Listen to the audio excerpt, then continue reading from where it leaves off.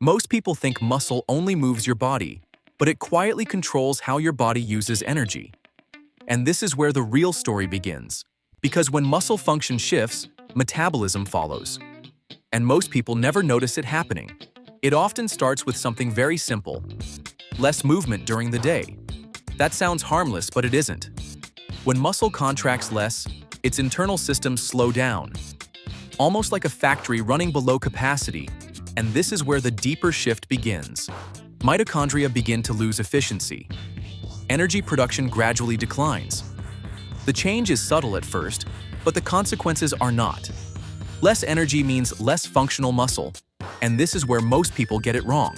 They think fat only accumulates under the skin, but fat can also build up inside muscle itself, right where it starts to disrupt function. This is intramuscular fat, and it plays a bigger role than most people realize. Energy slows. Fat begins to accumulate. But why does that fat build up there? The answer begins with insulin. Skeletal muscle normally absorbs glucose efficiently. It acts like a sponge after you eat. But insulin resistance changes that behavior. Glucose can no longer enter cells effectively. So even with fuel available, the muscle experiences an energy gap. Even when there is plenty outside, it is like having fuel locked outside a car. So ATP production begins to fall. And here comes the critical shift. The muscle becomes less metabolically flexible.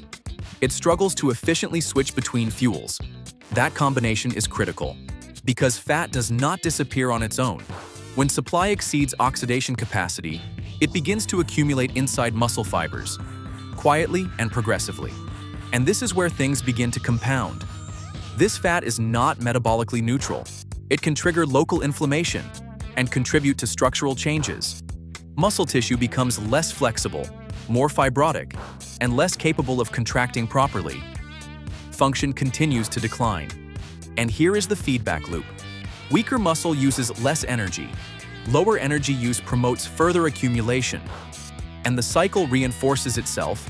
Muscle loss accelerates the problem.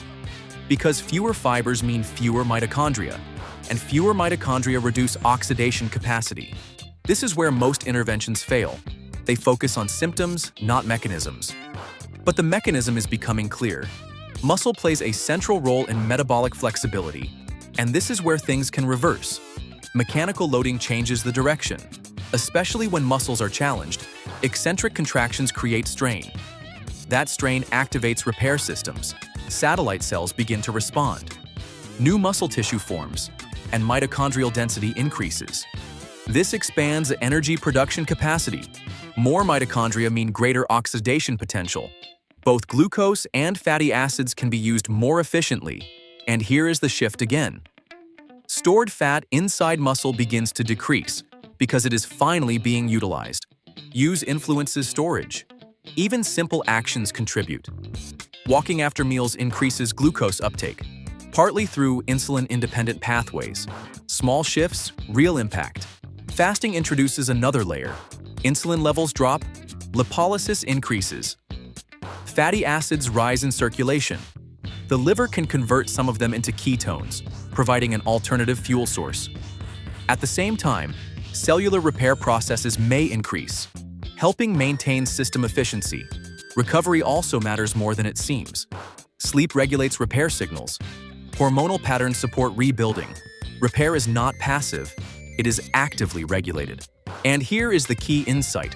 Muscle strongly influences how energy is used. When it declines, metabolism follows. Function shapes metabolic health. And this is what most people never see. While others focus on fat or weight, you now understand what drives them. And once you see this, you cannot unsee it.